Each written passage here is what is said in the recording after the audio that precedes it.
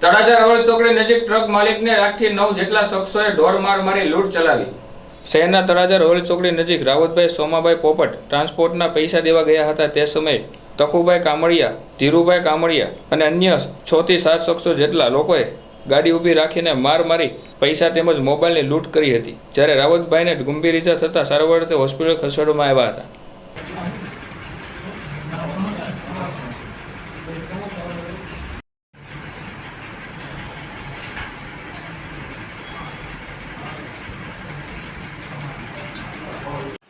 રાવતભાઈ ક્યાંથી આવો છો? હું તળાજાથી આવું। શું બનાવ બન્યો? તળાજાથી આવતો તો મારી ગાડી રોકી રાખી, મારા મોબાઈલ, મારા ભાઈબંધને માર માર્યો, મને તલવાર શરીરના ઘા માર્યા, મારી ગાડી મોબાઈલને પૈસા લૂંટીને વિયાઈ ગયા। કોણ ગયું? એક તકુ કામળિયા કરીમ છે, એક દિલુ કામળિયા કરીમ છે, એક ફગા કરીમ છે અને બીજા 8-9 જણા અજાણ્યા હતા। મારી ગાડી ઊભી રાખી લૂંટ કરી છે। કેટલાની લૂંટ થઈ?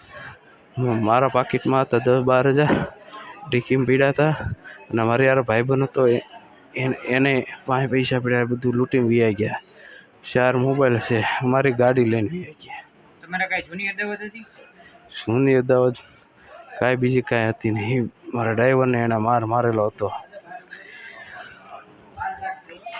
તમને અત્યારે કેટલા જણાની ઈજા થઈ? મને થઈ છે ને, મારી યારે જે હતો એને એ લોકો લઈ ગયા છે, એને શું હાલત છે એ મને નથી ખ્યાલ। તમને શેના વડે માર માર્યો? મને તલવાર સરી મારી, પગે બહુ ધોકા મારેલા છે, ધારિયાન ઘણું હતું એની પાસે। એ લોકો કેટલા વ્યક્તિ હતા? ટોટલ 10-12 જણા હતા।